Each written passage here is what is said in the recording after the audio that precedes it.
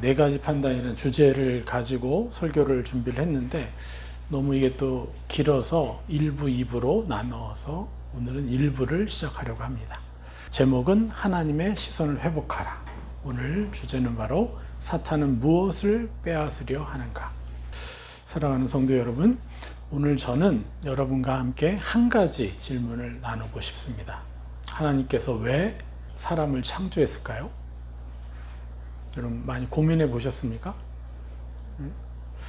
이 질문은 우리가 생각하는 것보다 훨씬 중요한 질문이에요.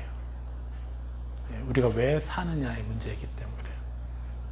왜 태어났는지를 알아야 어떻게 사는지를 알 수 있죠. 그런데 많은 사람들은 이렇게 대답합니다. 죄를 짓지 말라고, 착하게 살라고, 천국 가라고. 물론 틀린 말은 아니죠. 그러나 그것은 하나님의 목적 전부가 아닙니다. 창세기 1장 26절 같이 읽어볼까요? 하나님이 이르시되 우리의 형상을 따라 우리의 모양대로 우리가 사람을 만들고. 성삼위 하나님 세 분이 자신들의 형상을 따라 자신들의 모양대로 사람을 만들었다 얘기합니다. 하나님께서 명확하게 사람을 창조하신 목적을 아주 분명하게 얘기하고 있는 거예요. 자신의 형상대로. 하나님은 사람을 하나님의 형상대로 지으셨다는 게 명확하죠. 자, 아까 왜 이 파키스탄에서 2%밖에 안 되는 크리스찬들이 왜 저렇게 계속해서 낮은 곳에 있을까요? 예전에 불가촉 천민이 인도의 총리가 된 케이스가 있어요. 왜 그랬을까요? 미국에서 흑인 노예 병사가 나중에 흑인 장성이 돼요. 미국 최초로. 왜 그랬을까요? 다 성품의 문제였어요. 하나님의 형상을 가진 사람은요, 어떤 계층, 어떤 신분에 상관없이 성공하는 거예요. 우리 기독교가 왜 이렇게 망해가고 있어요? 그런 하나님의 형상을 따라오지 않기 때문에 그렇죠. 하나님의 형상을 입어서 내가 하나님의 형상을 살겠다. 이게 목적이 아니기 때문에 그래요. 신앙의 목적. 이 세상을 살아가는 목적이 하나님의 형상을 어떻게 하면 더 입어서 더 세상의 빛으로 비추느냐에 가장 크리스찬으로서 절대절명의 중요한 포인트를 놓치고 그냥 다른 종교인들처럼, 다른 이슬람, 불교인들처럼 똑같이 그저 종교 생활만 하고 있기 때문에 그렇습니다. 방법이 없어요. 이렇게 나가는 이상은. 여기서 형상이란 단순히 겉모습을 말하는 게 아니에요. 이것을 우리는 너무 잘 알고 있죠. 바로 하나님의 형상을 담는 것은 하나님의 사랑을 담는 것이고, 그리고 하나님의 성품을 나타내는 것이고, 또 하나님의 뜻을 이루는 존재라는 뜻. 이것이 바로 하나님의 형상인 것이죠. 이 하나님 형상을 추구하지 못하면 어쩔 수 없이 다른 종교보다 조금 나은 수준의 종교밖에 안 되는 거예요. 이것이 증명하고 있어요. 선교지에서도. 또 선교사님 얘기하잖아요. 결국 선교지 갔더니 내가 이 땅에서 어떤 삶을 살았느냐가 그대로 옮겨가는 거죠. 다른 게 없습니다. 환경이 바뀐 것 뿐이에요. 그냥 언어가 바뀌고 문화가 조금 다를 뿐이에요. 그러나 똑같이 인간이에요. 악에게 조종당하고 악에게 상처받고 마음이 당하고 그것뿐이라는 거예요. 그래서 그것을 이길 수 있는 방법은 하나님의 형상밖에 없다는 거예요. 사람은 하나님의 형상을 입고 살아갈 때 비로소 가장 사람다운 존재가 되는 것입니다. 기억하십시오. 그래서 가장 자유롭고 가장 평안하고 가장 행복하게 살 수 있게 되는 것이에요. 빛을 비추고 심어주면서 살아가는 것이죠. 이렇게 함으로써 사랑하는 사람들이 스스로 해결할 수 없는, 여러분 주변에 사랑하는 사람들이 스스로 해결할 수 없는 어둠을 대신해서 쫓아내주는 삶을 살아가는 존재가 된다는 것이에요. 이것이 우리를 부르신 하나님의 비전인 것입니다. 사도 바울은 이렇게 말합니다. 로마서 8장 19절, 피조물이 고대하는 바는 하나님의 아들들이 나타나는 것이니. 사도 바울이 말한 하나님의 사람의 삶이 바로 이것이에요. 모든 피조물들이 고대하는 거예요. 하나님의 아들들이 나타나는 것. 그러면 기독교인들이 나타나는 것이겠어요? 그들이? 아니에요. 이 세상은요, 기독교인들만 세상을 주관하나요? 기독교인이 아님에도 세상에 빛이 되고 세상을 변화시켜가고 세상의 높은 기준이 되어가는 게 있어요. 그게 뭐겠어요? 하나님의 형상이죠. 예수 그리스도 이름을 모를지라도 최선을 다해서 하나님 형상을 닮아가려는 사람들이 있어요. 아주 드물게. 그러나 이 복음을 알면 너무 쉬워요, 이게 사실은. 하나님 형상을 닮아가는 게 이 복음을 알고 복음의 능력을 사용하면 너무 쉬운 거예요. 그런데 아무것도 모르는 사람들 사이에서도 그렇게 나아가려고 하는 사람들이 있다는 거예요. 그건 뭐예요? 하나님의 그림자가 그 안에 있기 때문에 그런 것이죠. 그래서 하나님의 아들들은 자신들의 삶으로 세상의 기준을 보여주는 것입니다. 어둠을 쫓아내주는 삶을 살 수 있는 것이에요. 그렇기 때문에 모든 피조물들이 학수고대하는 거예요. 아, 이런 사람들이 좀 세상에 나와줬으면, 저렇게 멋있는 사람이 있는 것이 얼마나 감사한지. 그런데 그 지름길이 바로 복음을 가지고 복음의 능력으로 살 때 가능한 것이죠. 하나님께서는 처음부터 우리를 그렇게 살라고 창조하신 것입니다. 우리가 얼마나 영광스러운 존재입니까? 하나님의 형상을 계속해서 날마다 입는 삶. 이건 너무도 영광스러운 삶이 아니에요. 그래서 우리는 사실 이 위대한 복음을 가진 것에 서로를 축하해 줘야 돼요. 그래서 여러분들 서로에게 좀 축하 좀 하십시오. 너무도 영광스러운 존재로 부르심 받은 것을 축하합니다 하고 주변 사람들하고 한번 좀 축하 좀 해주세요.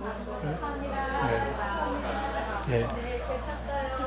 내가 꿈꾸고 그래서 천국은 뭐라 그랬어요? 침노하는 자의 것이라고요. 우리가 아무 자격이 없는데 하나님, 예수님, 당신을 죽이러 온 사람들을 위해서 축복 기도하셨습니까? 그럼 그것도 내가 알 수 있습니다. 난 전혀 그렇게 하고 싶지 않은데 예수님이 하셨기 때문에 그거를 내 거라고 뺏어오는 거.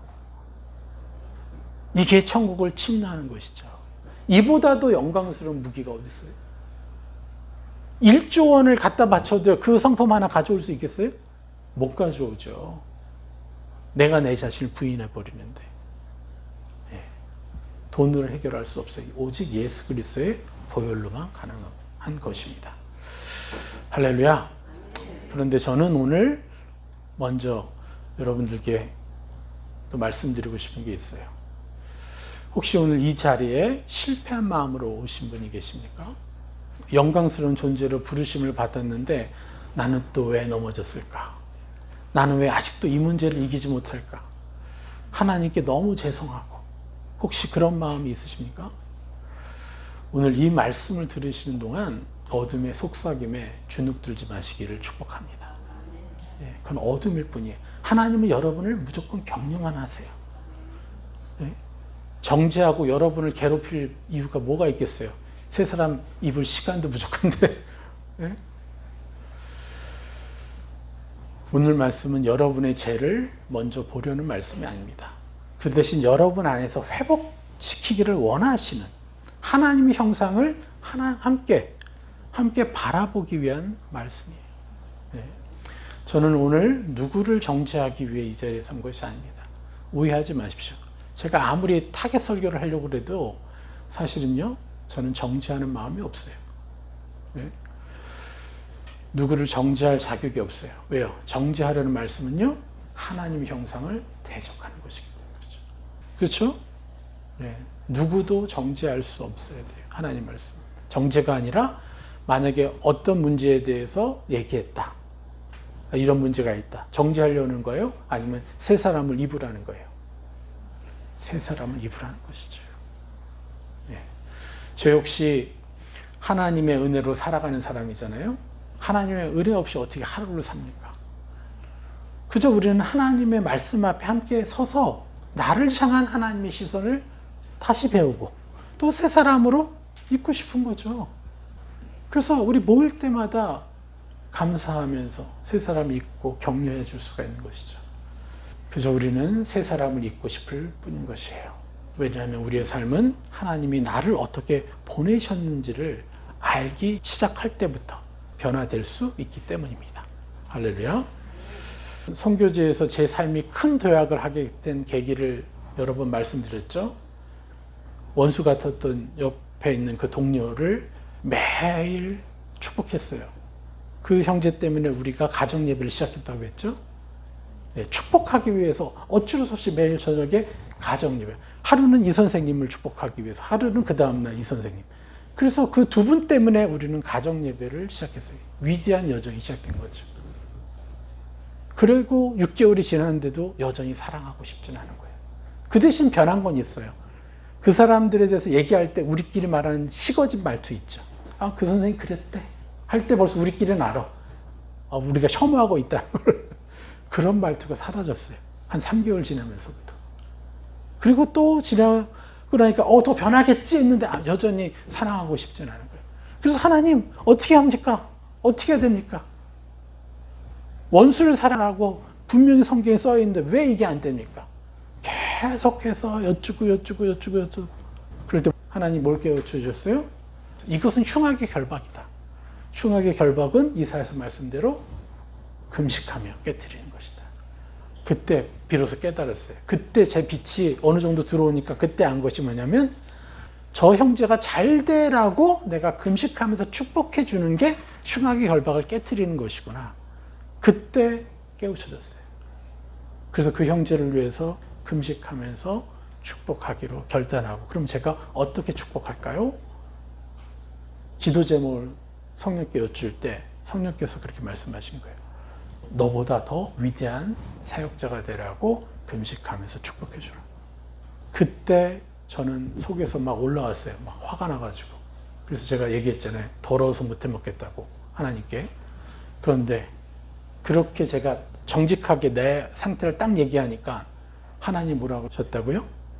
너는 그러고도 남을 만한 사람이라고 내가 너를 인정한다.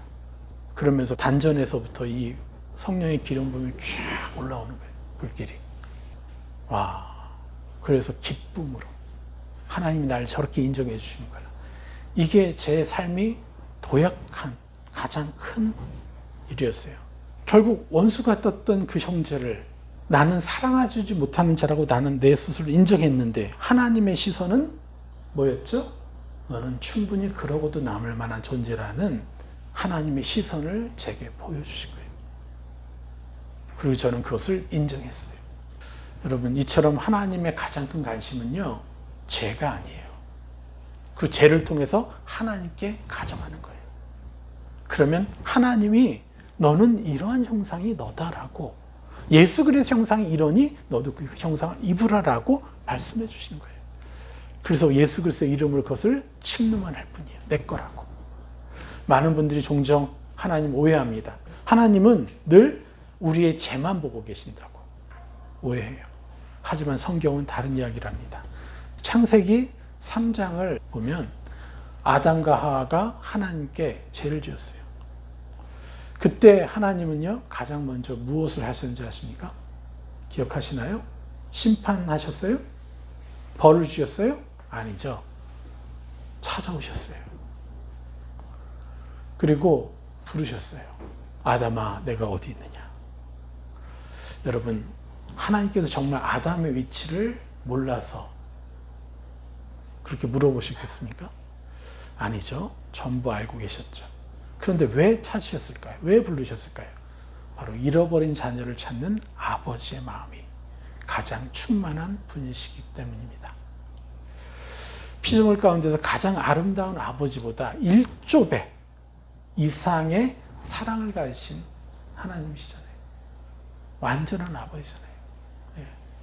그래서 잃어버린 자녀를 찾는 아버지의 마음이 가장 충만하셔서 그를 안아주고 싶으셨던 거예요. 그래서 해주실 게 뭐예요? 부끄러움을 느끼니 옷을 지으셔서 입혀주셨어요. 부끄러움부터 가리셨어요. 예? 뭐라고 하시는 것보다도 부끄러움부터 가르셨다는 거예요. 이게 아버지의 마음이라는 거예요. 그래서 죄를 지은 사람을 먼저 찾아오시는 것이 하나님이신 것이에요.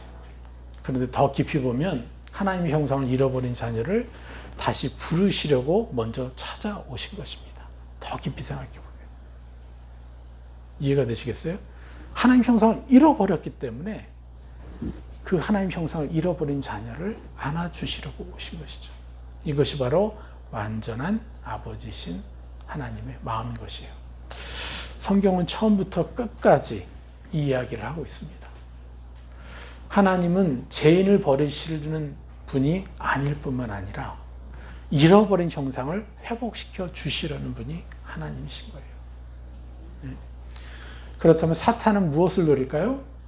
여기서 우리는 영적 전쟁을 다시 한번 봐야 돼요. 일반적으로 영적 전쟁이라고 하면 질병을 생각하고 환경을 생각하고 사람을 생각합니다. 물론 질병도 환경도 사람도 이용될 수 있어요. 사용될 수 있어요. 그러나 그것들은 목적이 아니라 수단이에요. 악의 목적은 질병 자체도 환경 자체도 사람 자체도 아니에요. 그 모든 것을 통해서 우리의 생각과 감정과 의지를 흔들어서 거짓을 믿게 만들려는 것이에요. 결국 하나님의 형상을 잃어버리게, 낳아버리게 만드는 거예요. 에베소 6장은 우리의 싸움이 혈과 육이 아니라 정사와 권세와 이 어둠의 세상 주관자들과의 싸움이라고 명확히 얘기하고 있습니다. 그러면 이런 의문이 생길 수 있습니다. 사탄은 무엇을 빼앗으려는 걸까요? 돈일까요? 건강일까요? 평판일까요? 아니면 관계일까요? 그것들도 흔들 수 있죠. 그것 때문에 우리가 고통당하기도 하죠. 그러나 그것은 모두 하나의 외적인 일부 수단일 뿐이에요. 사단의 진짜 목적은 딱 하나예요. 그 본질을 깨뜨리는 거예요. 그게 뭐냐? 계속 얘기하고 있습니다. 하나님의 형상을 잃어버리게 하는 거예요. 네. 자, 하나님 형상을 잃어버린다는 게 뭐죠? 소금이 소금 맛을, 짠맛을 잃어버린 거예요. 아무 쓸모가 없는, 모양은 똑같아요. 소금이. 그리스도인이에요. 그러나 그리스도인이 아니에요. 너무 안타깝죠. 세상을 정복할 수가 없는 것입니다. 그래서 사단의 진짜 목적은 하나, 소금의 짠맛을 잃어버리게 하는, 모양은 있는데 빛을 잃어버리게 하는 하나님 형상을 잃어버리게 만드는 것입니다. 창세기 3장을 다시 생각해 볼까요? 사탄은 하와에게 처음부터 죄를 지어라 라고 말하지 않았습니다. 먼저 거짓을 말했어요. 하나님이 정말 그렇게 말씀하셨느냐? 그것을 먹으면 하나님처럼 될 것이다. 먼저 거짓을 믿게 만든 것이에요. 그리고 그 거짓을 믿는 순간 죄가 따라온 것이에요. 여러분, 죄보다 먼저 있었던 것이 무엇이에요? 바로 거짓이죠. 그리고 그 거짓의 목적은 무엇입니까? 죄를 한번 짓게 하는 것이 아니라 하나님의 형상을 잊어버리게 하는 거예요. 아담과 하와는 죄를 짓고 나서 가장 먼저 무엇을 했습니까? 숨었습니다. 두려워했어요. 그리고 서로를 탓하기 시작했어요. 그리고 수치심에 사로잡혔어요. 하나님의 형상을 누리던 사람이 이제는 죄와 수치심으로 자신을 규정하기 시작한 거예요. 그 찬란한 하나님의 형상, 너무도 놀라운 그 존재가 이제 죄와 수치심으로 자신을 규정한 것입니다. 여러분, 저는 이것이 사탄의 가장 큰 승리라고 생각합니다. 네. 여러분도 한번 돌이켜 보십시오. 여러분을 어떤 사람이라고 규정하고 있습니까? 하나님을 통해서, 하나님의 시선을 통해서 여러분을 규정하고 있어요? 아니면 내 안에서 떠오르는 생각, 악한 영들이 끊임없이 쏘아대는 불화살로 여러분을 규정하고 있습니까? 한 끗 차이예요. 이것이 사단의 가장 큰 승리예요. 우리를 악의 의도대로 자신을 규정하게 만드는 것. 네. 사람이 자기 자신을 하나님의 형상이 아니라 죄와 실패로 정의하도록 만든 것입니다. 그런데 사탄은 왜 그렇게까지 거짓을 믿게 만들려고 합니까? 여기서 우리는 한 가지 질문을 해야 됩니다. 사탄은 이미 하나님께 심판받은 존재입니다. 알고 계시죠? 유다서 1장 6절. 또 자기 지위를 지키지 아니하고 자기 처소를 떠난 천사들을 큰 날의 심판까지 영원한 결박으로 흑암에 가두셨으며, 유다서는 명확히 얘기해요. 범죄한 천사들이 흑암 가운데 결박되었다고. 영원토록. 예. 큰 날의 심판이 오기까지 묶여 있다고 얘기하는 거예요. 그래서 큰 날의 심판이 아직 오지 않았죠? 맞죠? 그렇기 때문에 사단과 악한 영도 현재 어디에 있죠? 어디에 있어야 돼요? 흑암에 있어야죠. 흑암에 갇혀 있죠, 그들은. 에베소서는 그들을 뭐라고 얘기하냐면 이 어둠의 세상 주관자들이라고 부릅니다. 빛에 속한 주관자라고 하지 않고 그들은 어디에 있다는 거예요? 어둠의 세상 주관자들이라고 얘기해요. 골로새서 1장 13, 14절 한번 읽어볼까요? 그가 우리를 흑암의 권세에서 건져내사 그의 사랑의 아들의 나라로 옮기셨으니 그 아들 안에서 우리가 속량 곧 제사함을 얻었도다. 네. 하나님께서는요, 우리를 어둠의 권세에서 건져내어서 사랑의 아들의 나라로 옮기셨다라고 분명히 말씀하십니다. 네. 성경은 사탄을 계속해서 어둠과 연결합니다. 그렇다면 질문 하나 할까요? 이미 어둠 가운데 있는 사탄이 어떻게 지금도 사람의 마음을 이렇게 강하게 흔들어 버릴 수가 있죠? 네? 왜 그렇습니까? 성경이 그 답을 처음부터 보여주고 있습니다. 사탄은 스스로 빛 가운데 들어올 수 없는 존재예요. 왜요? 흑암에 갇혀있기 때문에. 그래서 사람들 스스로 빛을 떠나도록 속이는 거예요. 사람 스스로 빛을 떠나면 어둠은 들어올 수가 있는 것이요. 요한복음 3장 19절 20절 그 정죄는 이것이니 곧 빛이 세상에 왔을 때 사람들이 자기 행위가 악함으로 빛보다 어둠을 더 사랑한 것이니라.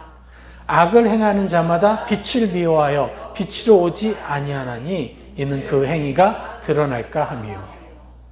여기서 빛으로 오지 않는다는 뜻은 사람이 스스로 빛을 떠나는 선택을 한다는 뜻인 거예요. 네. 죄를 지을 때마다 우리는요, 하나님을 찾고 싶지 않죠. 그게 바로 이 뜻인 거죠. 그래서 빛을 스스로 떠나는 것이에요. 빛으로 오지 않는다는 게. 빛으로 오지 않은 선택을 하는 사람에게는요, 어둠이 더 많이 공격할 수 있죠. 더 강력하게 공격할 수 있죠. 그들의 공격이 우리에겐 더 강하게 느껴진다는 것이에요. 하나님의 말씀보다 거짓을 믿게 되는 것이에요. 그래서 하나님의 시선보다 자기 판단을 붙들고 자기 판단대로 자꾸 뭔가를 결정하려고 하는 것이죠. 그렇게 해서 사람의 마음을 하나님으로부터 더 멀어지게 만드는 것입니다. 왜냐하면 빛에서 멀어질수록 거짓은 더 쉽게 진실처럼 보이기 때문에 그렇습니다. 이해가 되십니까? 뭐라고요? 빛에서 멀어질수록 거짓은 더 쉽게 진실처럼 믿어지기 때문에 그래요. 기억하십시오. 그래서 우리는 재빨리 하나님께로 돌아가야 되는 거예요. 그래서 영적 전쟁은 단순히 행동의 문제가 아닙니다. 무엇을 믿느냐의 싸움이에요. 진리를 믿을 것인가, 거짓을 믿을 것인가. 그것이 바로 영적 전쟁인 것입니다. 그렇다면 왜 하나님은 특별히 판단을 그렇게까지 경계하셨을까요? 예, 판단 이꼬르 정죄예요. 왜 판단과 정죄를 그렇게까지 경계하셨습니까? 성경에는 죄에 대한 말씀이 참 많습니다. 그런데 예수님께서는 유난히 반복해서 말씀하신 죄가 있어요. 비판하지 말라. 이게 무슨 뜻이에요? 비판할 거리 없는 사람에게 비판하지 말라는 거예요? 아니면 비판거리가 많은 사람을 향해 비판하지 말라는 겁니까? 죄 많은 사람을 향해 비판하지 말라는 거예요. 야고보도 형제를 판단하지 말라고 권합니다. 분명히 말씀하고 있어요. 바울도 서로 판단하지 말라고 말씀합니다. 왜 하나님은 판단을 그렇게 중요하게 다루셨습니까? 저는 그 이유가 여기 있다고 생각합니다. 바로 판단의 파괴력은 단순히 사람을 나쁘게 생각하거나 나쁘게 말하는 것이 아니에요. 그걸로 그치지 않아요. 그 파괴력은 뭐냐? 하나님의 시선 대신 내 판단을 붙들어서 그걸로만 바라보게 하는 거예요. 계속해서. 나중에는 아예 그것이 선입견까지 돼가지고, 예, 그걸로 그 사람이 잘하는 것까지도 못 봐요. 예. 우리는 하나님의 시선을 선택해야 돼요. 하나님은 한 사람을 보실 때 현재의 어떠한 모습만을 보지 않으십니다. 그 사람의 과거를 너무 잘 아시는 분이에요. 그 사람의 상처를 너무 잘 아시고 그 사람이 흘렸던 눈물도 너무 잘 알고 있어요. 그리고 그가 그동안 회개하였던 그 사실까지도 너무 잘 알고 계시다는 거예요. 그리고 무엇보다 예수 그리스도 안에서 회복될 형상까지 하나님은 그 사람을 보고 계시는 거예요. 이걸 기억하십시오. 그런데 우리는 한 장면만 보고 결론을 내어버립니다. 저 사람 원래 저래, 안 변해, 끝났어. 그 순간 우리는 하나님의 시선이 아니라 내 판단으로 사람을 규정하는 덫에 걸리게 되는 거예요. 여러분 생각해 보십시오. 사탄이 정말 원하는 게 무엇일까요? 우리 안에서 하나님 형상이 점점 흐려져 가는 것이에요. 그러면 자기 밥이 되니까. 그래서 판단이 위험한 이유는요, 단지 사람을 나쁘게 보도록 만드는 데 있지 않습니다. 하나님의 시선보다 내 판단을 붙드는 순간 하나님의 형상이 우리 안에서 완전히 흐려져 가기 때문에, 그리고 아예 새카맣게 잊어버렸기 때문에 그래요. 그래서 판단은 단순한 말의 문제가 아닙니다. 하나님 형상을 가리는 가장 교묘한 죄예요. 물론 말로 판단하지 않는다 해도 우리는 뭘로 판단해요? 마음에서 판단해요. 성품이 좋아요. 너무나 칭찬받는 선교사인데 삶의 변화나 그 다음에 어떤 열매가 나타나잖아요. 그건 뭐냐면요, 여전히 마음속에서 그도 판단하고 있다는 것이거든요. 예수님 뭐라고 하셨어요? 간음하지 말라 했을 때 심지어 그 간음이 뭐였죠? 마음속에서 음란함을 상상하는 것도 간음이라 말씀하셨습니다. 우리는요, 마음속에서조차도 판단하지 않을 수 있는 권세를 받았어요. 판단이 들어올 때마다 그를 붙잡고 성령님께 가져가기만 하면 우리는 축복할 수 있으니까요. 이것까지 점령하셔야 돼요. 할렐루야. 자, 결론으로 들어가겠습니다. 여러분, 오늘 우리는 영적 전쟁을 좀 더 정리할 수 있게 되었습니다. 사탄은 단지 질병을 주는 것이 목적이 아닙니다. 환경을 흔드는 것도 목적이 아니에요. 사람을 힘들게 하는 정도도 그들의 목적이 아니에요. 그 모든 것은 그저 수단일 뿐이라는 거예요. 사단의 진짜 목적은 우리 안에 있는 하나님 형상이 꽃 피우지 못하게 만드는 거예요. 흐리게 만드는 거예요. 그래서 거짓을 믿게 만들려는 것이에요. 그래서 진리를 따르는 게 아니라 종교적 행위를 따르게 만들고, 하나님의 형상을 침노하는 게 아니라 자기 의를 믿게 만들어요. 그래서 종교화시켜버려요. 그래서 판단이 일상이 되게 하고 정죄함이 일상이 되게 합니다. 그래서 하나님의 시선보다 자기 판단을 더 믿고 의지하며 살아가는 그저 자기 의의 우상에 빠진 그리스도인을 만들려는 것이 사단의 목적이에요. 왜냐하면 사람이 하나님의 시선을 잃는 순간에 더 쉽게 사탄의 장난감이 되기 쉽기 때문에 그래요. 그 결과 자신이 누구인지도 잃어버립니다. 왜 사는지, 비전이 무엇인지 알지 못하게 되는 거예요.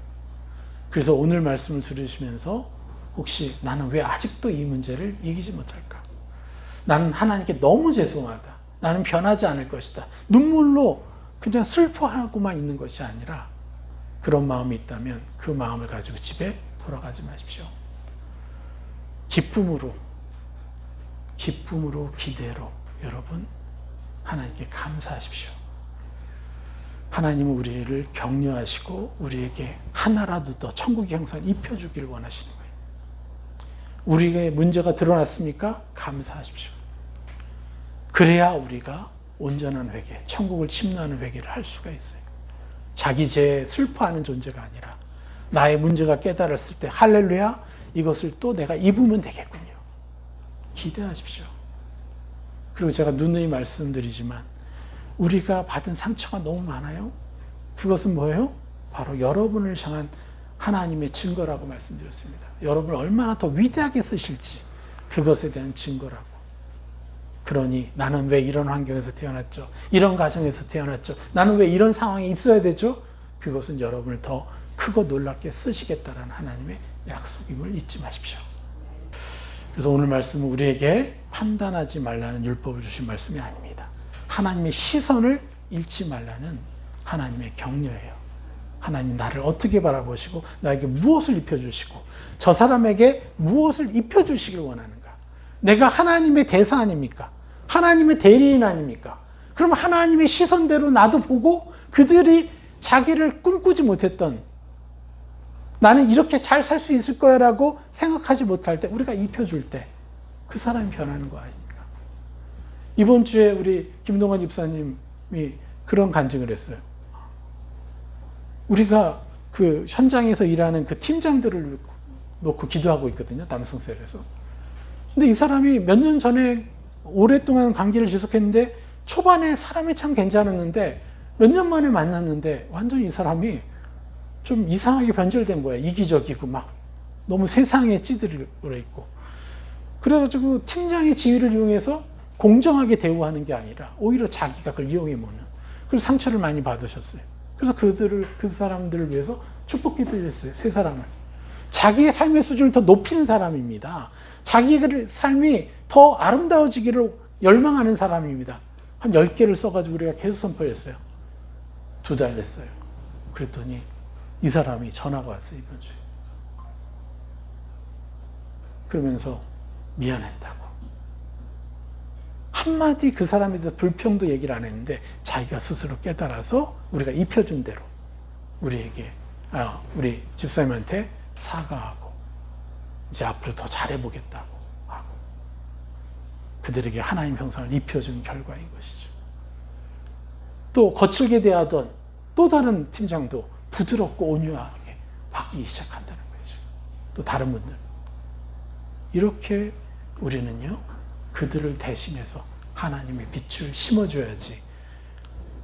남들처럼 똑같이 그들을 비판하고 정죄하고 판단하면요, 우리는요, 하나님의 형상을 잃어버리게 되어 있습니다.